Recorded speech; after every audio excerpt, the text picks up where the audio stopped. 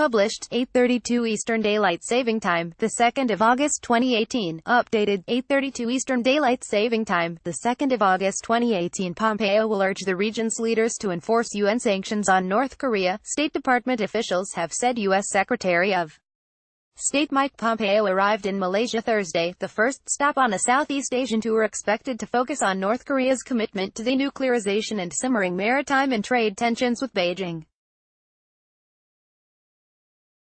Pompeo will push for sustained pressure on Pyongyang to destroy its nuclear arsenal, urging the region's leaders to enforce UN sanctions on the hermit state, State Department officials have said.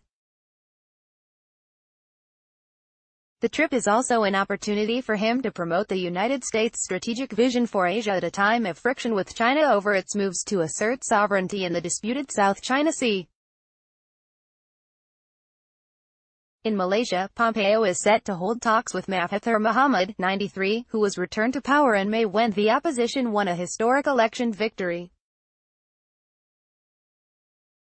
Pompeo will also seek to promote the United States' strategic vision for Asia, as tensions with China rise over Beijing's moves to assert sovereignty in the disputed South China Sea. Mahathir's triumph, the first time the opposition had defeated the long-ruling government, says a lot for governance and democracy. In Malaysia, a senior State Department official said as Pompeo arrived in Kuala Lumpur.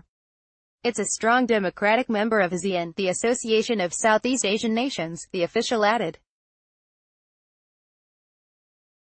Pompeo will then travel to Singapore to attend an annual forum Saturday that brings together top diplomats from 26 countries and the European Union for talks on political and security issues in the Asia-Pacific.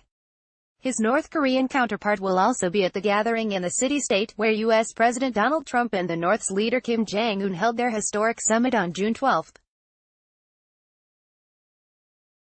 No meeting has been announced between Pompeo and Ri Yong-ho, but U.S. officials have not ruled out the possibility of a discussion of commitments by Trump and Kim to the denuclearization of the Korean Peninsula. Nuclear concerns. Pompeo is charged with nailing down the details of the Singapore Agreement, including how and when the North's nuclear program is to be dismantled. But lack of progress has been a source of concern for many observers, as international sanctions begin to ease and news reports indicate that North Korea is continuing its nuclear and ballistic programs. Represented at the ASEAN meeting will be Russia and China, who 2 weeks ago put a 6-month hold on a U.S. request to the United Nations Sanctions Committee to halt all deliveries of refined oil products to North Korea. Escalating trade tensions between the U.S. and China, the world's top two economies, will also be on the agenda after Washington warned it is considering hiking levies on $200 billion of Chinese goods, having already targeted imports worth $34 billion last month.